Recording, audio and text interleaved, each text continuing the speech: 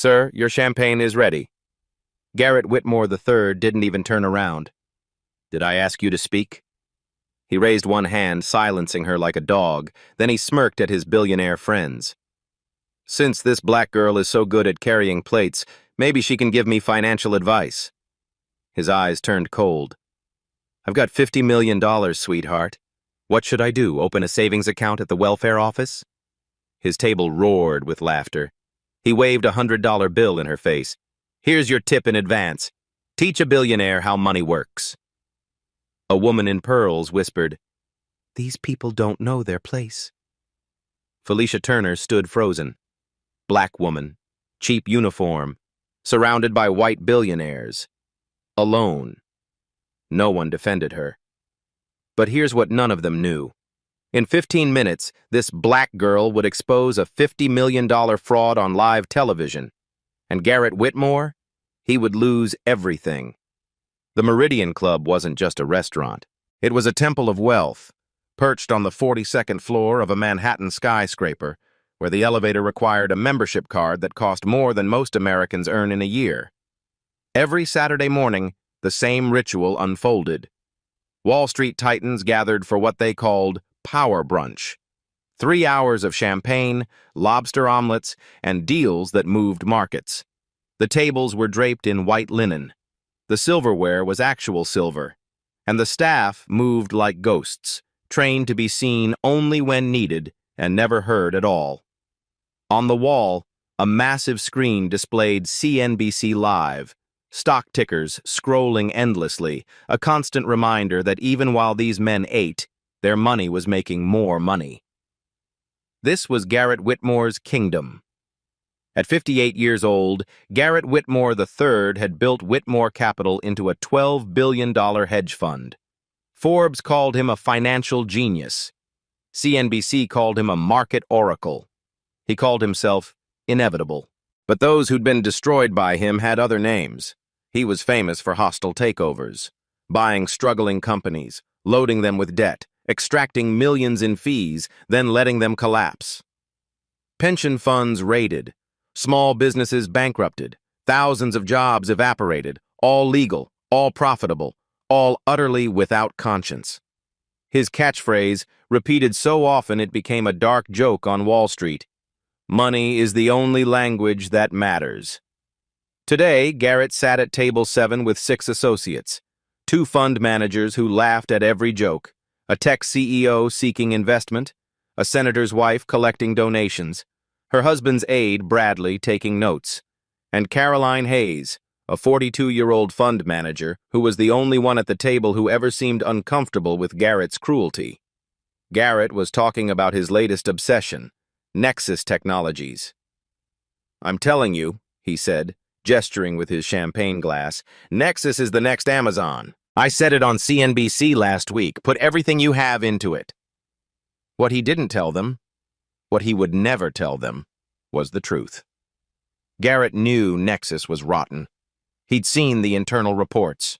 The SEC was circling. The company's accounting was fraudulent, its revenues fake, its collapse inevitable. But Garrett didn't care. Because Garrett was running a pump and dump. Every time he went on television and praised Nexus, the stock jumped 3 to 5%. And every time it jumped, Whitmore Capital quietly sold shares, $52 million worth over 8 months. He was cashing out while telling everyone else to buy in. By the time Nexus collapsed, Garrett would be rich. Everyone who trusted him would be ruined. That was the man waving a $100 bill in Felicia Turner's face. And Felicia? To everyone in that restaurant, she was invisible. Just another black woman in a black uniform, carrying plates and refilling water glasses. 28 years old, tired eyes, silent. No one knew her story. No one cared to ask. But Felicia Turner had secrets that would have shocked every person in that room. 3 years ago, she'd graduated from Columbia Business School, top 5% of her class. She'd been recruited by Goldman Sachs as a junior analyst, specializing in risk assessment and fraud detection. Her supervisors called her exceptional. Her future seemed limitless. Then her mother had a stroke. Ruth Turner, 58 years old, the woman who'd raised Felicia alone after her father left, collapsed one night in their Harlem apartment. The stroke left her partially paralyzed, unable to work, requiring round-the-clock care. The doctors said rehabilitation would cost $15,000 a month. Felicia had no savings, no family wealth, no safety net. She faced an impossible choice: keep her career or save her mother. She chose her mother. Felicia quit Goldman Sachs. She sold everything she owned. She moved back to Harlem, into a tiny apartment with a hospital bed in the living room, and she became a caregiver. Within 6 months, her professional contacts stopped returning calls. Within a year, it was like she'd never existed. Wall Street doesn't wait for anyone, especially not a young black woman with a gap in her resume and no connections left. So Felicia became a waitress. First at a diner in the Bronx, then a steakhouse in Midtown. And finally, 2 years ago, she landed at the Meridian Club, the best tips in the city if you could stomach the clientele. She could stomach it. She'd learned to make herself invisible, to absorb insults without flinching, to smile while men like Garrett Whitmore treated her like furniture. But she never stopped learning. Every night after her mother fell asleep, Felicia would pull out her laptop. She'd read earnings reports, analyze SEC filings, study market movements. It was the only thing that made her feel like herself, like the woman she used to be, before everything fell apart. And she paid attention to the men at the Meridian Club, especially Garrett Whitmore. For 2 years, she'd served his table every Saturday. She'd heard him brag about deals. She'd listened to him advise his friends on investments. She'd watched him take phone calls about Nexus Technologies, his voice low and urgent. 6 months ago, she'd started keeping notes. 3 months ago, she'd noticed the patterns: the TV appearances, the stock jumps, the quiet sales. 2 months ago, she'd pulled Nexus's SEC filings and found what she was looking for: the footnotes that everyone else ignored. Felicia Turner knew exactly what Garrett Whitmore was doing. She'd just been waiting for the right moment. There was one other person in that restaurant who knew Felicia's secret. Harold Brennan sat alone at a corner table, nursing a cup of coffee. 72 years old, white hair, kind eyes behind wire-rimmed glasses. He looked like someone's grandfather. He was, in fact, one of the most respected financial minds in America. Harold had spent 30 years as a professor at NYU's Stern School of Business. He'd consulted for the Federal Reserve. He'd trained a generation of Wall Street leaders. Now retired, he came to the Meridian Club every Saturday for the quiet and for the conversations with a certain waitress who knew more about markets than most of his former students. Harold had recognized Felicia's brilliance months ago. He'd watched her explain complex financial instruments using salt shakers and napkins. He'd tested her with questions that would stump MBA candidates. She'd answered every one. He'd asked her once why she was working as a waitress. She'd just smiled and said, "Sometimes the best view of the game is from the sidelines." Harold didn't push, but he understood. This woman was waiting for something, and now, watching Garrett Whitmore humiliate her in front of the entire restaurant, Harold Brennan realized the wait was over. The laughter at Garrett's table faded slowly, like ripples dying on still water. Felicia hadn't moved, hadn't spoken. She just stood there, holding the champagne bottle, her face unreadable. Garrett loved that. The silence. The submission. It confirmed everything he believed about the natural order of the world. No? He leaned back, grinning. Nothing? Cat got your tongue? He spread his arms wide, playing to his audience. Come on, I'll make it easy. Simple question. Should I buy stocks or bonds right now? Surely even you can answer that. Felicia looked at him, really looked at him, for the first time in 2 years. And then she spoke. Neither. Garrett blinked. Excuse me? You asked for my advice. Her voice was calm, steady. You should sell. Sell? Garrett snorted. Sell what? Nexus Technologies. All of it. Before Tuesday. The table went quiet. Garrett had just told millions of CNBC viewers to buy Nexus. He'd staked his reputation on it. And now a waitress, this waitress, was telling him to sell? For a moment, he was too stunned to respond. Then his face hardened. You have no idea what you're talking about. Nexus's Q3 report shows revenue recognition irregularities, Felicia said, her tone shifting into something sharper, more precise. Accounts receivable jumped 340%, while revenue only grew 12%. That's textbook channel stuffing. And the SEC filing from last month has a footnote about an ongoing internal review. That's code for investigation. Dead silence. The fund managers at the table exchanged glances. Caroline Hayes set down her fork. This wasn't waitress language. This was Wall Street language. Garrett's face reddened. You're reading headlines and pretending to understand them. I'm reading 10K filings, Felicia replied. There's a difference. Something shifted in the air. The other diners had stopped their conversations. Staff members peered out from the kitchen. Everyone was watching now. Garrett stood up slowly, his chair scraping against the marble floor. All right. His voice was tight, controlled. You think you're so smart? Let's make this interesting. He pointed at the CNBC screen on the wall. Nexus's stock price glowed green, $142.50. Nexus will close above $150 by Friday. If I'm right, you stand on that chair. He jabbed a finger at the seat behind her, and apologized to everyone here for wasting our time, publicly. His friends chuckled nervously. But if you're right, Garrett smiled, knowing she couldn't be. I'll write you a check for $100,000, donated to whatever charity you want. On camera. Deal?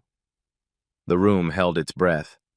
Felicia's co-worker Derek, watching from near the kitchen, whispered urgently, Felicia, don't.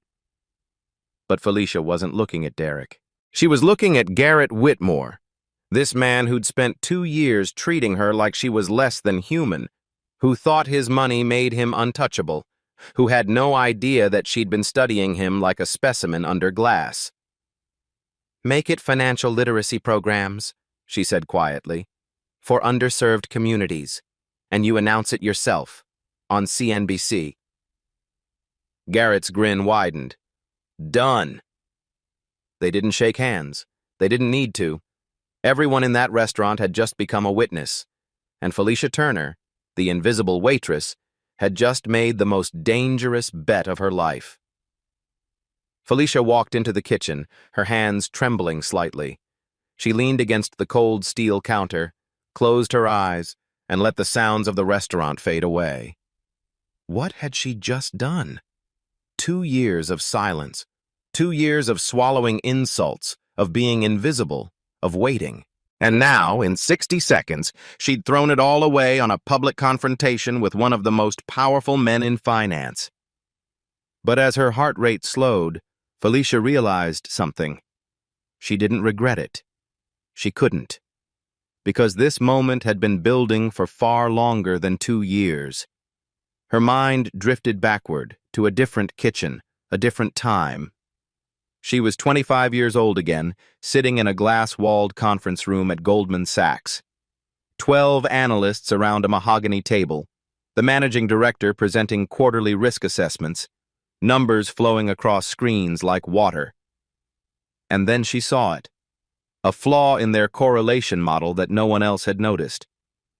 She raised her hand. Her voice shook slightly as she spoke. Sir, the correlation assumptions don't account for tail risk in emerging markets. If we adjust for that, the exposure is actually 3 times higher than projected. The room went silent. 12 faces turned toward her. Some annoyed, some skeptical, some simply confused. The managing director stared at her for a long moment. Then he looked back at the screen. She's right, he said finally. Fix it. That was the moment Felicia knew she belonged. She was good at this. Really good. She could see patterns others missed, read footnotes others skipped, connect dots others didn't even know existed. For one beautiful year, she thought she'd made it. Then came the phone call, 11 p.m. on a Tuesday. She was still at her desk, buried in spreadsheets. Felicia, this is Mount Sinai Hospital. Your mother has been admitted. She's had a stroke. The next hours were a blur. Fluorescent lights, antiseptic smell. Her mother's face, half paralyzed, her eyes full of fear. The doctor's words, clinical and devastating. She'll need 24-hour care, rehabilitation, physical therapy, speech therapy. Without insurance, you're looking at $15,000 a month. Minimum. Felicia had $4,000 in savings, no family to call, no safety net. She sat beside her mother's bed that night, holding her hand, watching monitors beep. Ruth Turner had raised her alone, had worked double shifts as a hotel housekeeper to pay for Felicia's education, had never complained, never asked for anything, never stopped believing that her daughter would achieve great things. And now Ruth couldn't speak, could barely move, could only look at Felicia with eyes that said, "I'm sorry. I'm so sorry."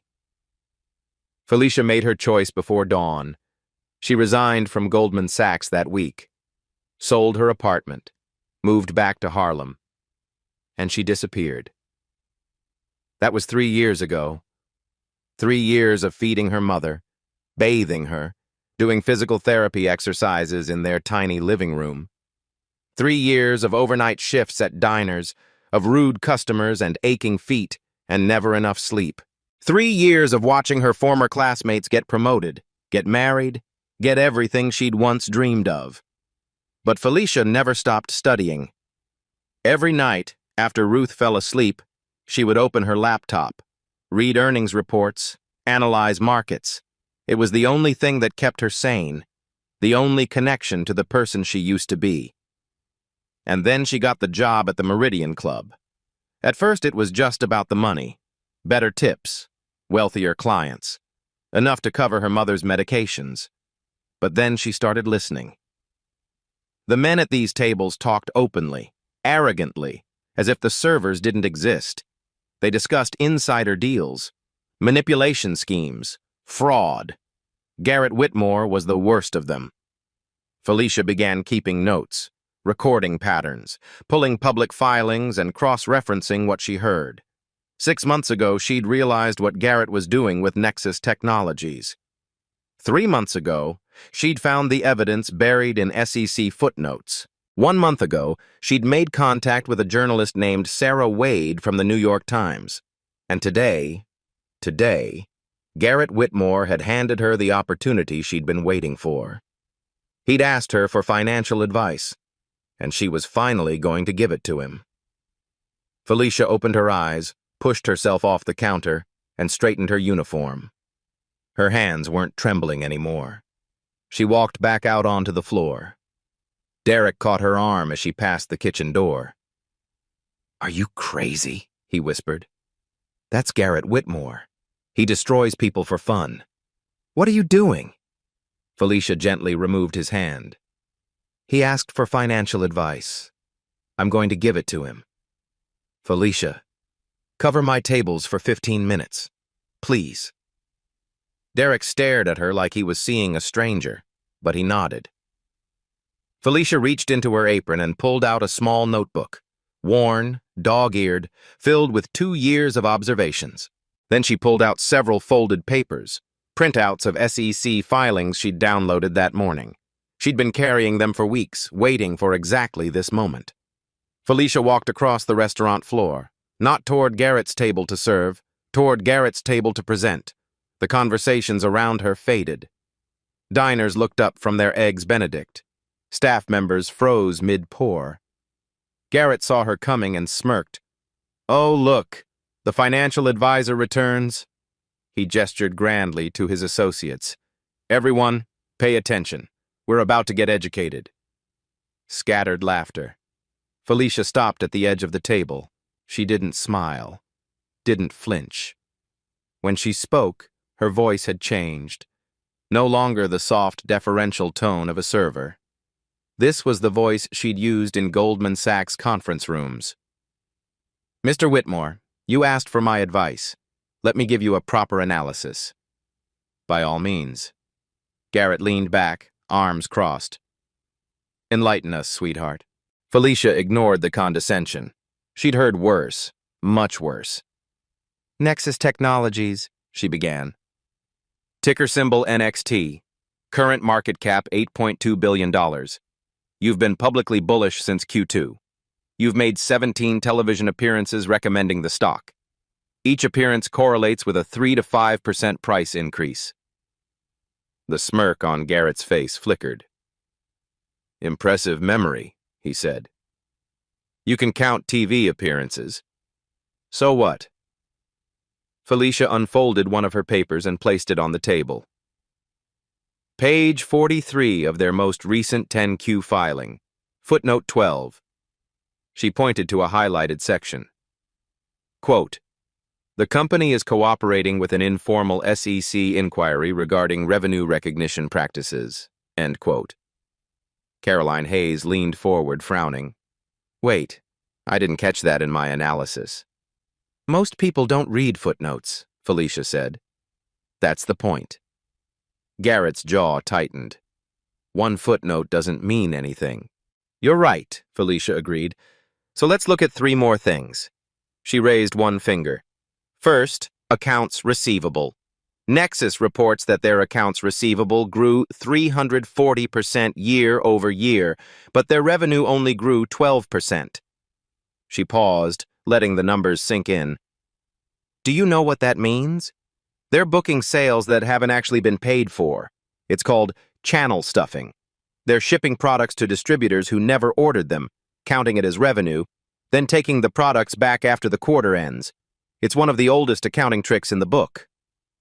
The fund managers at the table exchanged uneasy glances. Felicia raised a second finger. Second, insider selling. Nexus's CFO sold $12 million in stock last month through a 10b5-1 plan. These plans are supposed to be set up months in advance to avoid insider trading accusations. But his plan was filed just 46 days before the sale. The legal minimum is 45 days. She looked directly at Garrett. When a CFO sells that much stock that fast, it means one thing. He knows something bad is coming, and he's running for the exit. Caroline had pulled out her phone, frantically typing. Felicia raised a third finger. Third, the auditors. Peterson and Associates has been Nexus's external auditor for 11 years. Last quarter, they quietly resigned. No announcement, no explanation. Just gone. She let that sit for a moment. Auditors don't resign from $8 billion clients unless they've seen something they don't want their name attached to. Something like fraud.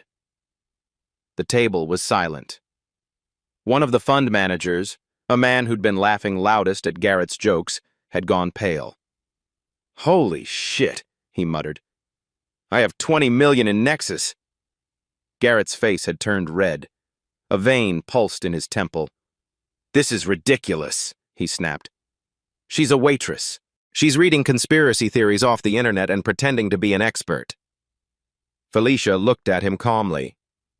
Then why are you sweating, Mr. Whitmore? Something dangerous flashed in Garrett's eyes. He wasn't used to being challenged, certainly not by someone like her. You know nothing about real finance, he said, his voice low and hard. Nothing about how the world actually works. You carry plates for a living.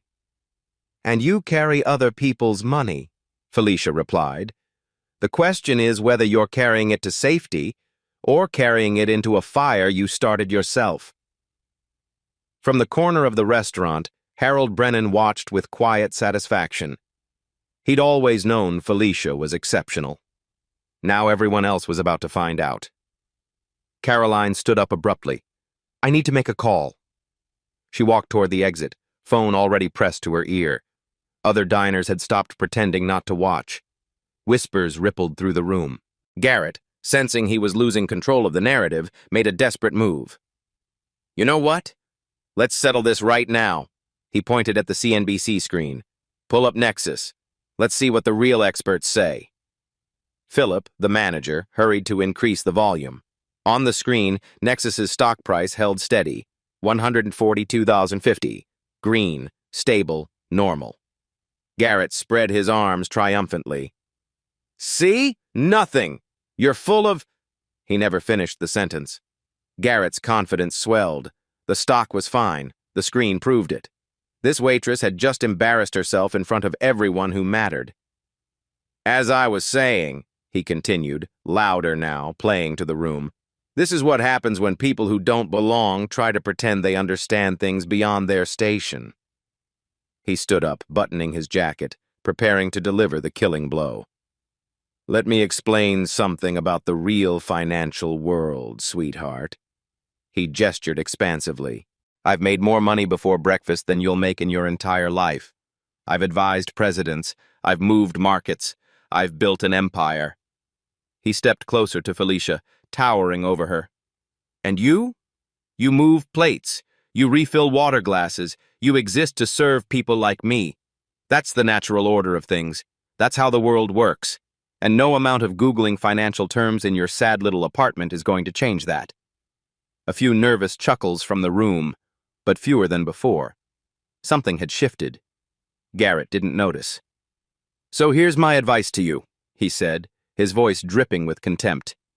"Go back to the kitchen, finish your shift, and never embarrass yourself like this again." Felicia didn't move. "Are you done?" she asked. Garrett blinked. "Excuse me?" "I asked if you're done, because I have a few more things to say." The room held its breath.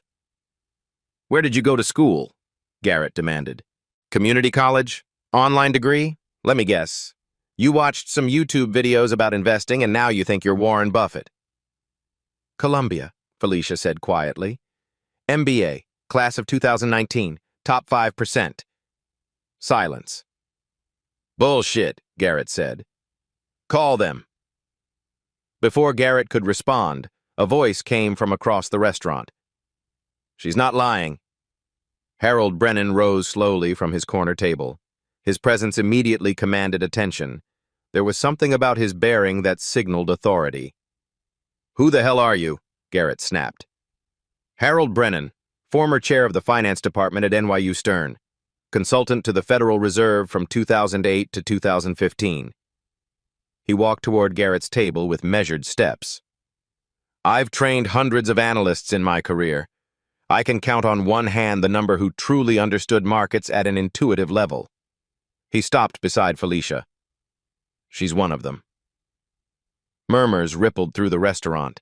People recognized the name. Harold Brennan was legendary in financial circles. Garrett's face twisted. "I don't care if she has a PhD from Harvard. One degree doesn't mean she knows anything about my business." "You're right," Felicia said. "So let me tell you about your business specifically." She pulled out another sheet of paper. "You've appeared on CNBC 17 times in the past year to promote Nexus Technologies. Each appearance, the stock jumps. And each time, within 48 hours, Whitmore Capital sells shares." She held up the paper. "March 15th, CNBC appearance, stock jumps 4%. March 17th, Whitmore Capital sells 200,000 shares. April 3rd, another appearance, stock jumps 3%. April 5th, another 150,000 shares sold." She looked at him. "The pattern repeats 7 times. That's not analysis, Mr. Whitmore, that's pump and dump." Garrett's face went white. "Those are normal rebalancing transactions," he said quickly. "Standard portfolio management." "Rebalancing means buying and selling," Felicia replied. "You've only sold $52 million worth in 8 months, while telling everyone else to buy."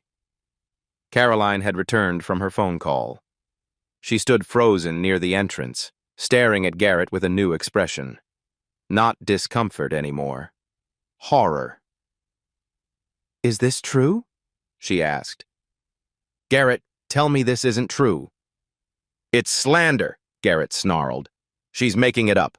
I'll sue her into oblivion." "For what?" Felicia asked. "Reading public SEC filings out loud?" Another diner, a man in his 60s who'd been listening intently, stood up. "I bought Nexus because of your recommendation," he said, his voice shaking. "I put my retirement savings into it. Are you telling me you were selling the whole time?" Garrett pointed at Felicia. "This woman is nobody. She's a waitress with a chip on her shoulder. You're going to believe her over me?" "I'm going to believe the SEC filings," the man said. He sat back down, pulling out his phone. The room was fracturing. Garrett could feel it. His allies retreating, his authority crumbling. He made one last attempt. "Even if any of this were true, which it isn't, it doesn't matter. By Friday, Nexus will be at 160. The stock is solid. The company is sound. And you," he jabbed a finger at Felicia, "will be standing on that chair, apologizing to everyone here." Felicia tilted her head slightly. "You're that confident?" "I don't lose. Ever." Felicia nodded slowly. "You know who else said that? Every person whose company you destroyed on the way up. The pension funds you raided. The small businesses you bankrupted. They all thought they wouldn't lose either." Garrett's eyes narrowed. "Business is war. The weak lose. That's not my fault."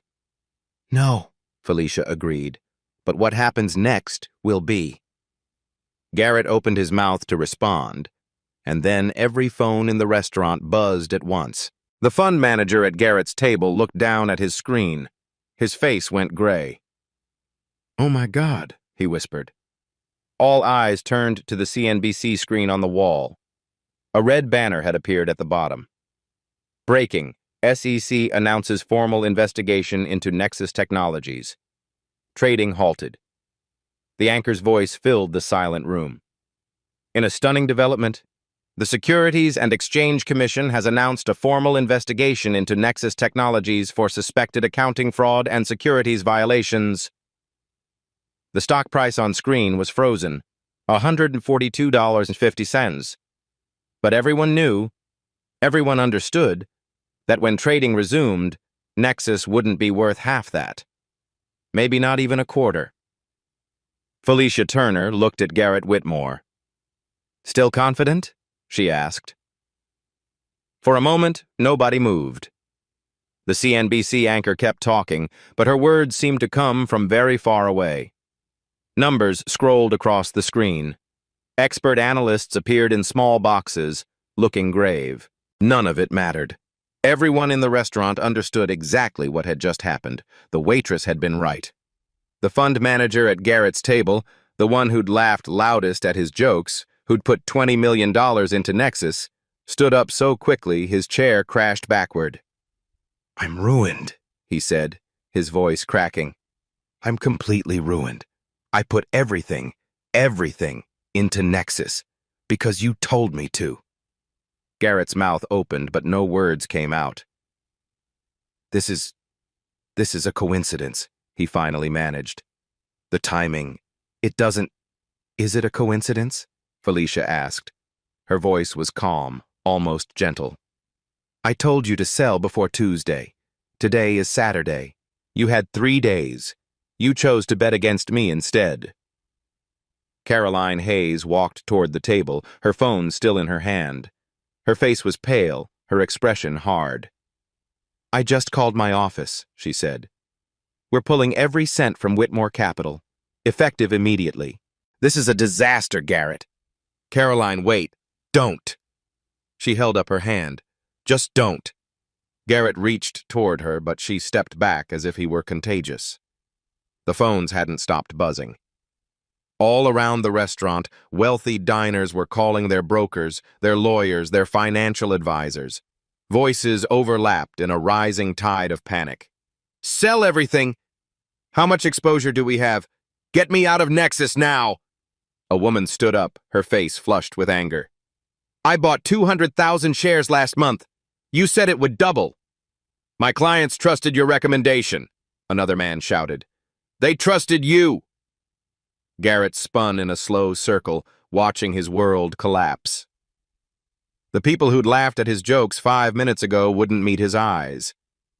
The associates who'd flattered him for years were already distancing themselves. Bradley, the senator's aide, was speaking urgently into his phone. The senator needs to issue a statement immediately. Complete distance from Whitmore. No, he never endorsed any investments.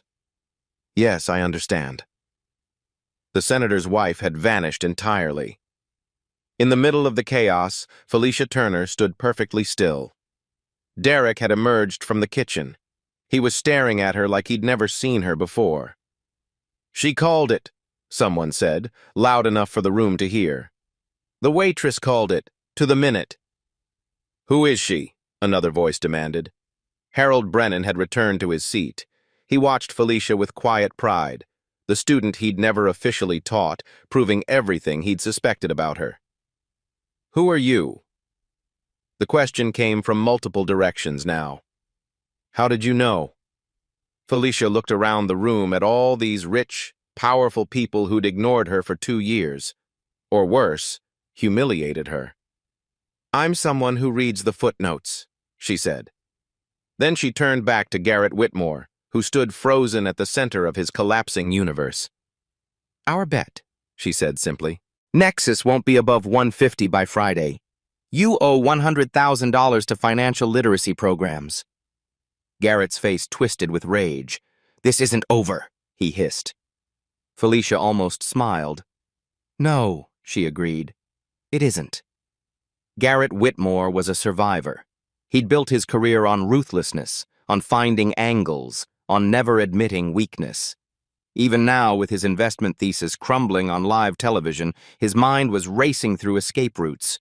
Deny everything, blame the SEC, call his lawyers, threaten to sue. He straightened his tie and forced his face into an expression of contempt. So, you got lucky with one prediction, he said, loud enough for everyone to hear. Markets are volatile. This means nothing. By next week, Nexus will recover, and you'll be a footnote in a story nobody remembers. He threw a handful of bills on the table. We're leaving. Philip. He snapped his fingers at the manager. Get my car. He turned toward the exit. We had a bet, Mr. Whitmore. Felicia's voice stopped him. Nexus won't be above 150 by Friday. It won't be above 50 by Friday. You owe $100,000 to financial literacy programs. Garrett didn't turn around. Sue me. He took another step. I won't have to, Felicia said. The SEC will do much worse. Garrett froze.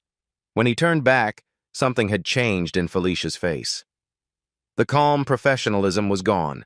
In its place was something colder, harder. You know what's interesting, Mr. Whitmore? In all your years of destroying companies and ruining lives, you never bothered to learn the names of the people you hurt. They were just numbers to you, collateral damage. Garrett frowned. What are you talking about? Morrison Medical Supply. Small pharmaceutical distributor in New Jersey. You executed a hostile takeover in 2018, loaded it with debt, extracted $40 million in management fees, then let it collapse. 150 employees lost their jobs. Their pensions were wiped out. Garrett's expression flickered, just for a moment, with something like recognition. Then it was gone. I've done hundreds of deals. I don't remember every... The CEO fought you in court, lost everything, died of a heart attack 6 months later at 54 years old. His name was Thomas Morrison. Felicia's voice hadn't risen. If anything, it had gotten quieter. He was my mother's brother, my uncle. The room went completely silent. And my mother, Ruth Turner, was his business partner. She invested her life savings in Morrison Medical, every penny she'd earned in 30 years of cleaning hotel rooms. When you bankrupted the company, you bankrupted her. Felicia took a step toward Garrett. She had a stroke 6 months after my uncle died. The doctor said it was stress-induced. She lost the ability to walk, the ability to work, almost lost the ability to speak. Another step. I quit my job at Goldman Sachs to take care of her. I gave up everything. My career, my savings, my future. Because of what you did. And for 3 years, I've been serving you Eggs Benedict every Saturday while you talked about your deals 3 feet away from me. She was close to him now, close enough to see the sweat beading on his forehead. You never once looked at me long enough to wonder who I might be. Garrett's face had gone the color of old paper. That's just business. I didn't know. That's the point. Felicia's voice was steady as stone. You never know. You never care. To you, we're just numbers, just collateral damage, just people who don't matter. She looked around the room, at all the wealthy faces watching in stunned silence. But those numbers have names. Those names have families. And sometimes, those families remember. Caroline Hayes had her hand over her mouth. Her eyes were wet. My God, she whispered. Garrett, you destroyed her family. Garrett's mouth opened and closed. For the first time in perhaps his entire life, he had nothing to say. Felicia stepped back. You asked me for financial advice, Mr. Whitmore. You wanted me to teach you about money. She smiled, and there was no warmth in it at all. Lesson 1. Everything has a price, even arrogance. Garrett's survival instincts finally kicked in. This is entrapment. His voice cracked slightly, but he pushed through. You set me up. This whole thing, the bet, the questions, it's a setup. I'll have you arrested. For what? A voice asked from across the room. Answering your question? A woman stood up from a corner table, 40s, sharp suit, press credentials visible around her neck. Sarah Wade, New York Times. I've been investigating Whitmore Capital for 18 months. Garrett's face went slack. Felicia has been one of my sources, Sarah continued, walking toward the center of the room. She reached out a year ago with evidence of potential securities fraud. Everything she mentioned today, the pump and dump scheme, the insider selling, the accounting irregularities, I've verified independently through my own investigation. She pulled out her phone and held it up. And the SEC investigation that just broke? My story runs Monday morning. Front page. This conversation just gave me my opening paragraph. The room erupted in murmurs. Garrett pointed a shaking finger at Felicia. You planned this. All of it. Felicia met his gaze calmly. You plan to defraud millions of investors. I plan to stop you. We all have our goals. 2 years, Garrett sputtered. You worked here for 2 years just to listen, to learn, to gather evidence. Felicia nodded. You talked about your schemes 3 feet away from me every Saturday. You never noticed because you never see people like me. We're invisible to you. She paused. That was your mistake. Garrett's associates had already begun to scatter. The fund managers were gone. The tech CEO had slipped out during the commotion. Bradley, the senator's aide, was heading for the door, phone pressed to his ear, already crafting talking points to protect his boss. Sir, Bradley said without looking back, the senator will be issuing a statement. He barely knows you. He's never endorsed any investment advice. Please don't contact his office. The door closed behind him. Garrett stood alone. The man who'd commanded this room 5 minutes ago, who'd humiliated a waitress for sport, who'd thought himself untouchable, now abandoned by everyone who'd laughed at his jokes. Caroline Hayes approached him slowly. I believed in you, she said quietly. I defended you when people said you were ruthless. I thought you were just aggressive, competitive. She shook her head. But this? Destroying a family and then mocking their daughter while she served you champagne? That's not business, Garrett. That's evil. She walked away without waiting for a response. Garrett's face contorted, the mask of confidence finally cracking. "You can't do this to me," he said, his voice rising. "Do you know who I am? Do you know who I am?" "Yes," Felicia said simply. "You're a man who just lost everything in a restaurant, while a waitress watched." She turned and began walking toward the door. "Oh, and Mr. Whitmore?" She paused, looking back over her shoulder. "I'd skip the Eggs Benedict next week. I don't think you'll be welcome here anymore." She untied her apron as she walked, folding it neatly, placing it on an empty table. Derek caught up with her near the entrance. "Felicia." He was looking at her like she was a stranger. "Who are you?" She smiled, a real smile this time, tired but genuine. "I'm someone who finally finished her mother's business." Harold Brennan met her at the door. He took her hand in both of his. "Your uncle would be proud," he said. "So would your mother." Felicia's eyes glistened, but she didn't cry. Not yet. "I need to go see her. Tell her it's done." She walked out into the Manhattan sunlight, leaving Garrett Whitmore standing alone in the wreckage of his empire. The invisible waitress had become visible at last. That evening, the video appeared online. Someone in the restaurant had recorded everything.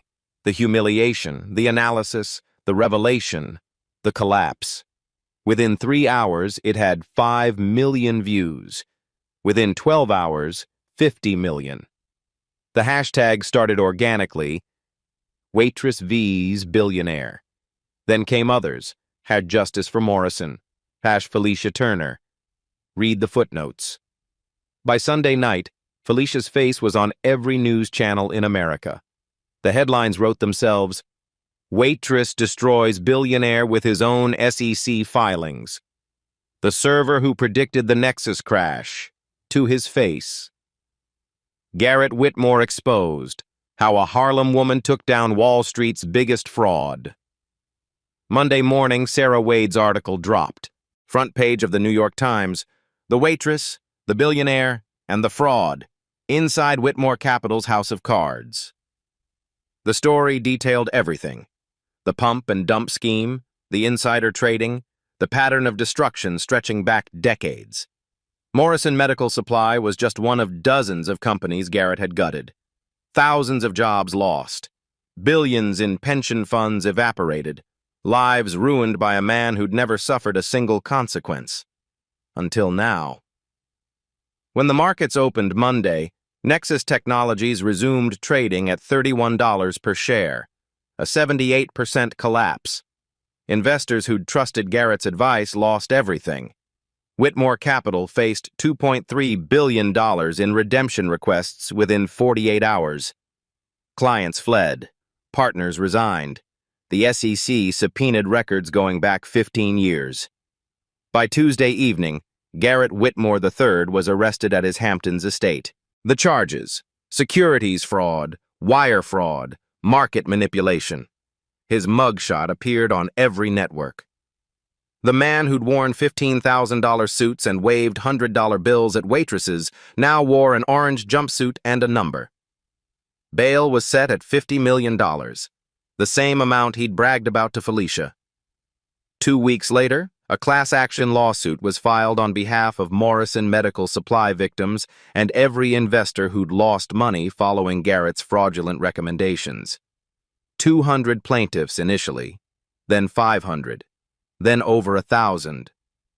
The settlement came faster than anyone expected, $52 million to affected employees and families.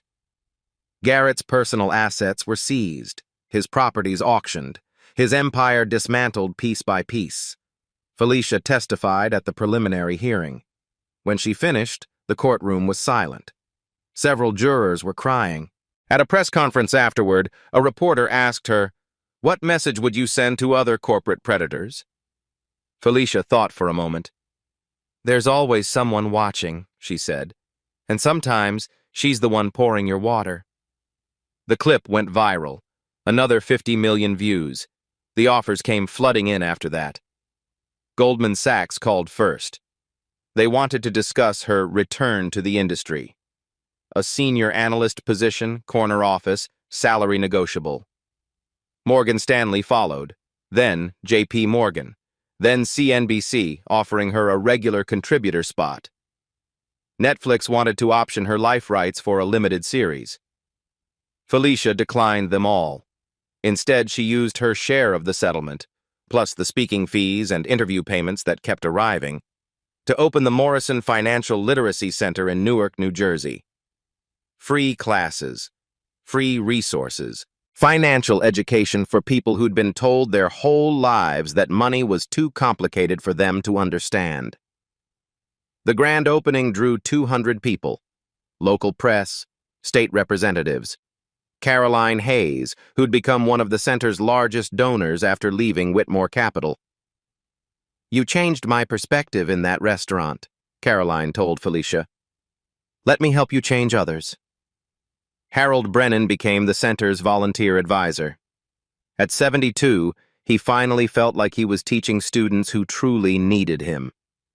But the moment that mattered most to Felicia happened quietly, with no cameras present. She visited her mother in their Harlem apartment the evening after Garrett's arrest. Ruth was sitting up in bed watching the news coverage, tears streaming down her face.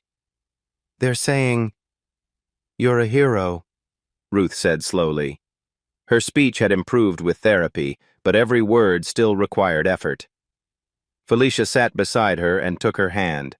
"I'm not a hero, Mom. Hero. I'm just someone who loved her family enough to learn how to fight."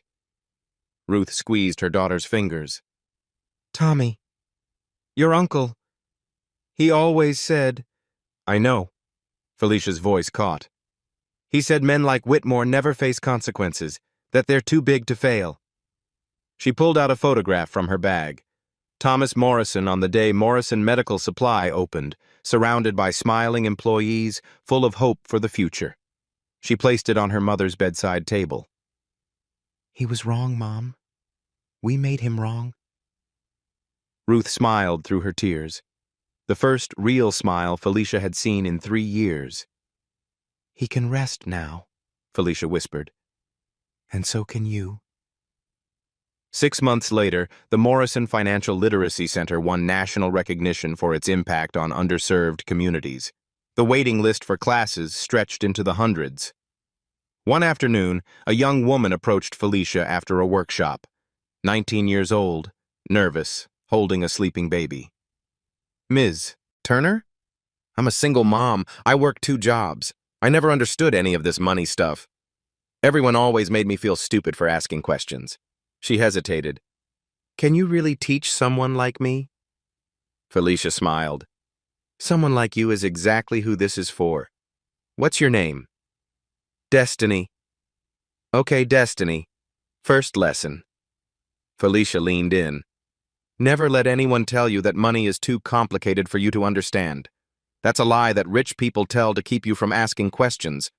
And asking questions is how you fight back." Destiny's eyes lit up. "Now," Felicia said, "let's start with the basics." There's one more scene to this story. 6 months after his conviction, Garrett Whitmore sat alone in a federal prison cell. 15 years, the judge had said. No parole. A guard dropped a package on his bed, a padded envelope, already opened and inspected. Inside was a copy of the Wall Street Journal. The headline on the front page, "Morrison Financial Literacy Center wins national recognition." Beneath the newspaper was a handwritten note on plain white paper. 2 words. "Still teaching. F."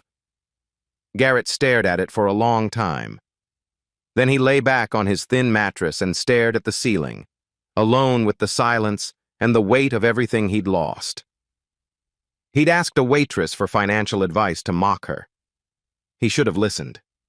Because sometimes, the smartest person in the room is the one you never bothered to see. And sometimes, the people you dismiss as invisible are the ones who see everything. If Felicia's story moved you, subscribe for more stories of underdogs who refused to stay invisible.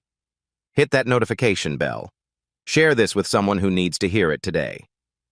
And remember, your circumstances don't define your intelligence. Your uniform doesn't tell your story, and the person serving your coffee might just be the one who changes the world. Never underestimate anyone. You never know who's watching, you never know who's waiting, and you never know who's ready to rise.